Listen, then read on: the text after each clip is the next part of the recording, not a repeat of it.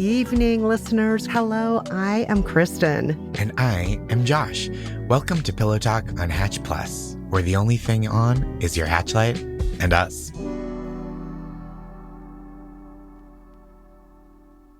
Kristen, it's so nice to talk to you. It's been a little bit. How have you been? What is your emotional weather report tonight? How are the seas and skies of your life faring? Well, I gotta say, the sun is setting on what I would call a very productive weather day. And by productive, I mean, I'm going to brag here for just a second. Mm-hmm. I cleaned my toaster oven.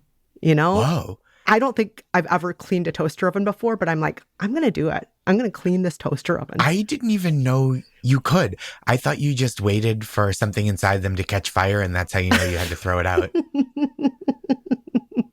That would be a very fiery and volcanic weather report. That'd be a different kind of weather report. That's true. But I really do feel like the sense of accomplishment. Like I did something that goes even beyond adulting. For sure. Like almost something like people only do because they're hosting a home improvement TV program or something. Mm-hmm. So I am feeling very accomplished right now. But Josh, what about you? How's your emotional weather report today? Oh, thank you for asking, Kristen. I am feeling really good. I'm feeling kind of like excited about the future. And so weather-wise, I think it feels like, when a cloud goes in front of the moon and then the moon kind of shines through the cloud almost like a bat, like the bat signal from Batman, where you just see it so vividly through the cloud. That's kind of what I'm feeling, is like I was in a period of like some light stagnation, and I can see the like excitement and hope and luminous future that I am hoping lies beyond this. And that's a really exciting feeling. Oh, that's so inspiring and beautiful. Thank I you. love that. I hope that we can all have some version of that in our lives where the clouds open up and we see a little bit of luminescence and light and hope in the future. I hope we can all have some version of that. And I'm so glad you're going through that now, Josh. You deserve it. And honestly, you deserve all your good feeling for cleaning a toaster, which again, wouldn't know how to start, wouldn't know where to end. My toaster, I would say my toaster has so many crumbs in it that it is full slices of bread. You could compose a full slice of bread based on those crumbs. So my hat is off to you, and I'm deeply impressed by your weather report tonight.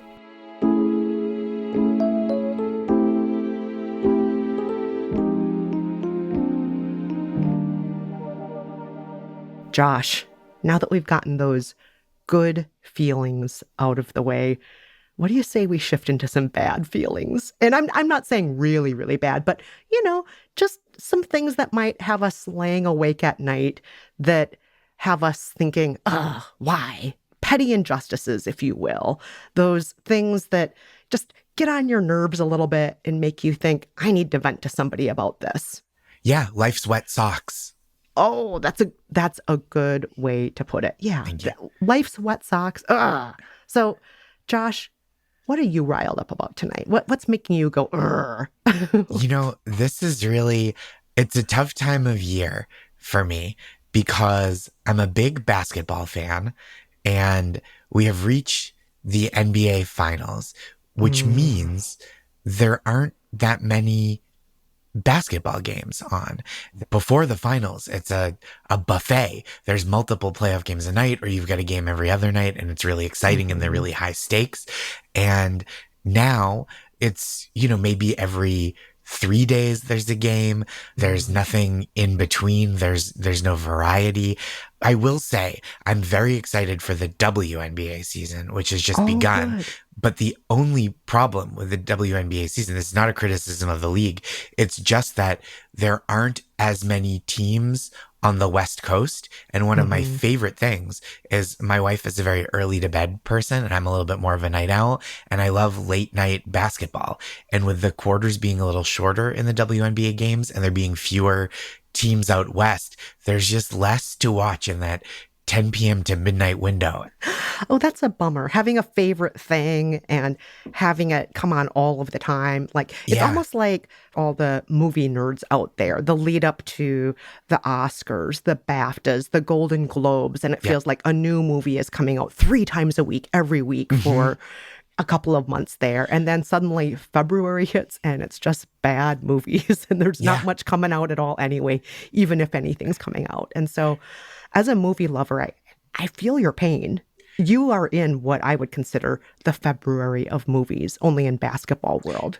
And I think I just need to take solace in the excitement of the WNBA season. And maybe I could do a little better getting to bed a little earlier myself.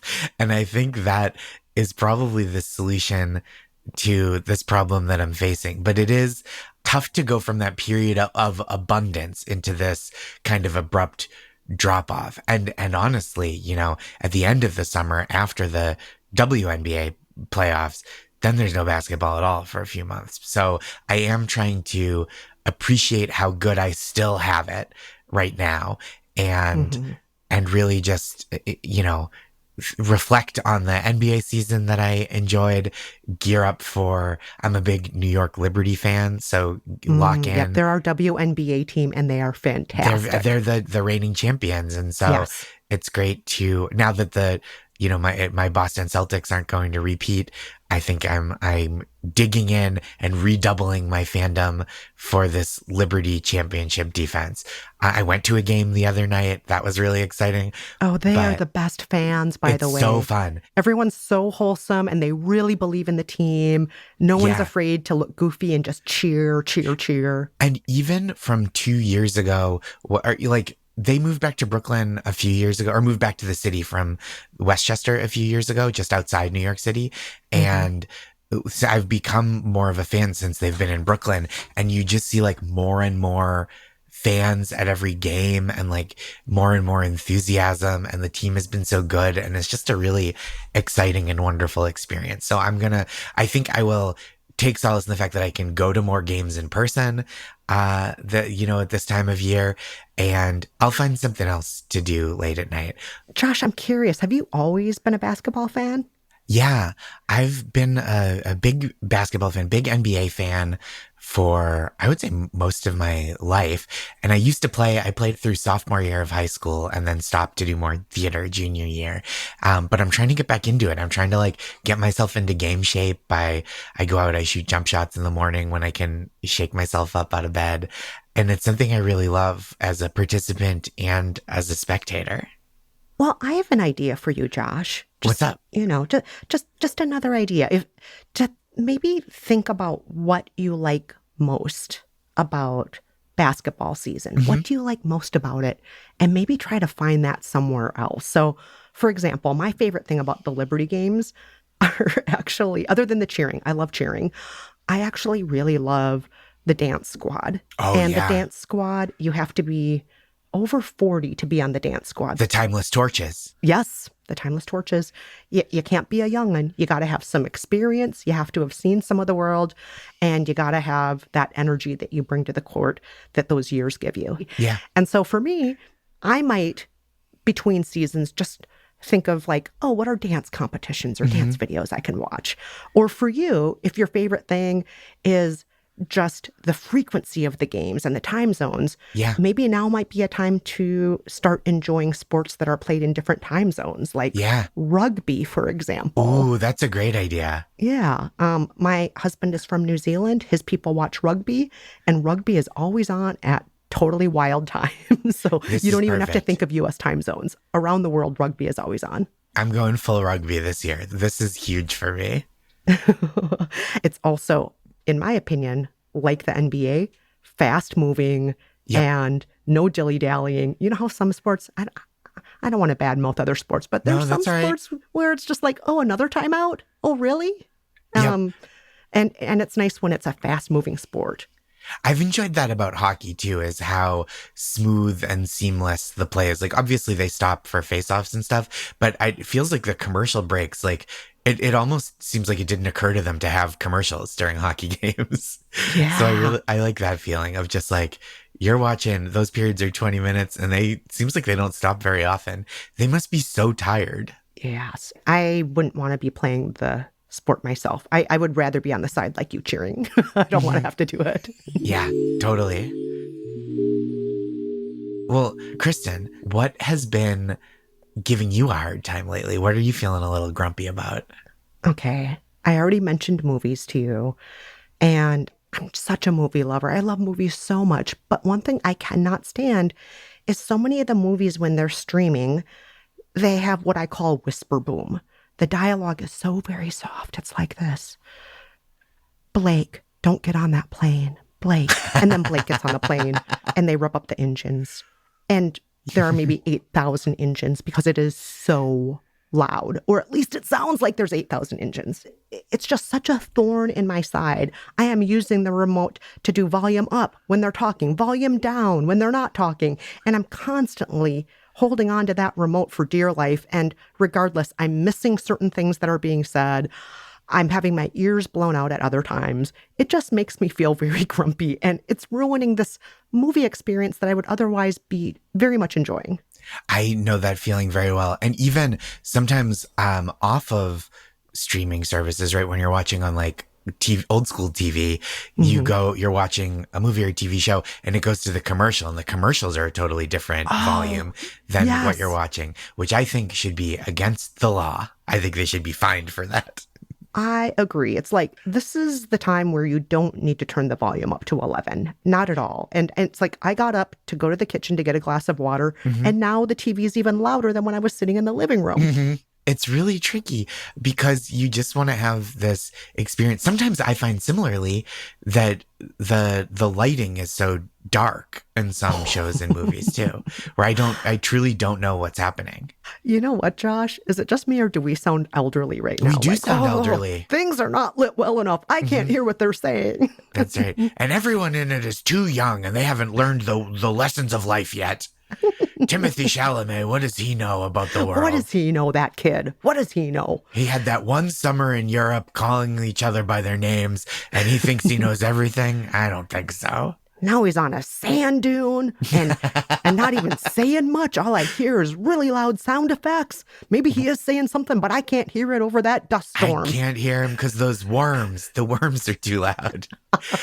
I, one of my favorite things, and you just kind of dipped into this, is like thinking about every role that an actor plays as like a continuous experience in their life, Oh, where you're just like, wow, that guy's got some stories.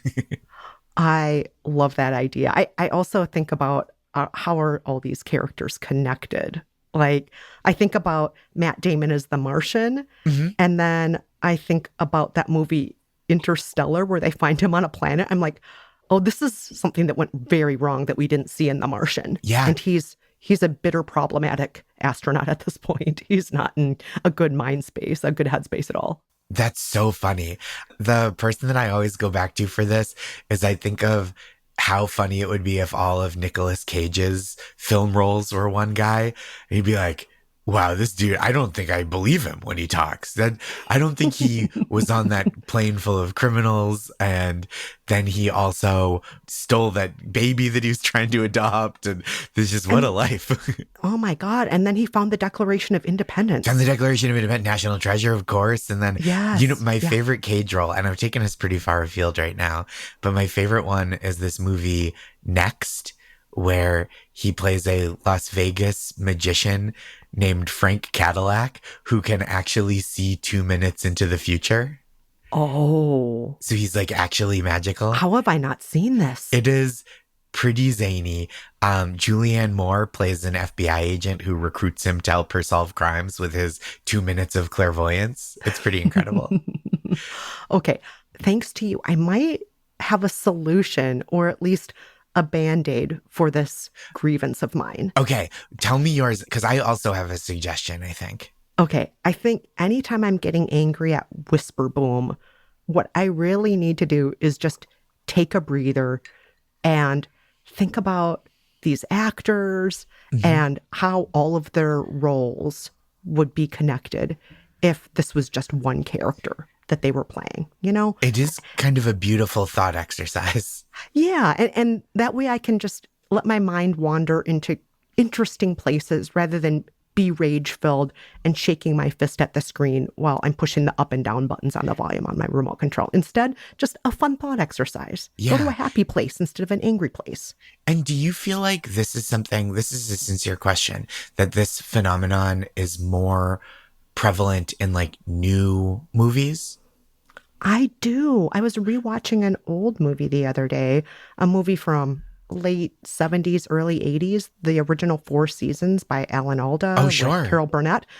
There's no whisper boom in that movie. Nope. Even when they're laughing their heads off, and there are some funny moments, the characters aren't blowing my ears out when they laugh. When a speedboat goes awry, it's not like the speedboat makes me need to shut the volume down to Yeah, zero. it doesn't sound like it's in your living room. Exactly. Yes. So this was my little suggestion, was when you feel like you're getting stymied by the whisper boom in a modern film, it's a chance to remind yourself to go back and check out some of the classics maybe you've missed. That's like, and I think like even just those technical aspects will be such a soothing relief to you, because it won't have that abrasive effect that you've been annoyed by. Oh, that is such a good idea. And you know what? It's maybe better than the thought exercise one because there is a chance that the thought exercise with these connecting these roles from actors, I might accidentally fall out of the movie and go to another place entirely. Space, perhaps. Yes, space with Matt Damon. And so I might be lost in space and kind of forget my place in the movie with the thought exercise. But I think your idea, just to maybe take this as a moment to check out an older movie, maybe a movie from 1980 or 70 or even Yeah. earlier, maybe that's the solution. Oh, that's great, And Josh. You are so smart. thank you. And as a recent convert to the fandom, might I suggest some rugby? Unless the rugby commentators are yelling. Yeah, Yes. that's true. That's true. That's true. Oh, well, thank you so much, Josh. You have made me feel so much better about my grievance. I hope you're feeling better about your grievance after all of this. You know, I feel really great. I think I was mourning something that I was losing for the time being, when instead I should be celebrating my opportunity to broaden my horizons and, seek out new wonderful things to enjoy. I think that we're both going to have to do that going forward. That's the solution for both of us, right? I think that's right. I think it's so funny that we both came in with these issues that can be solved just by like exploring new terrain. And I think that's really exciting and wonderful. It brings me back to your emotional weather report. The clouds are parting and there's new things under the sun or under the moon, as it might be. Hmm. My toaster is glinting in the moonlight, or your toaster is. And our TVs are now tuned into new and exciting things. Yeah, this is going to be a great summer going forward. I really believe in it. Oh, me too. Well, Josh, after all of these airing of grievances, after our wonderful chat tonight, I'm feeling pretty sleepy and I think it's time to turn in. I don't even think I'm going to stay up to watch rugby tonight. So I'm getting ready for bed too. I'll talk to you next time. Good night, Kristen. Yay! Good night, Josh. Sweet dreams.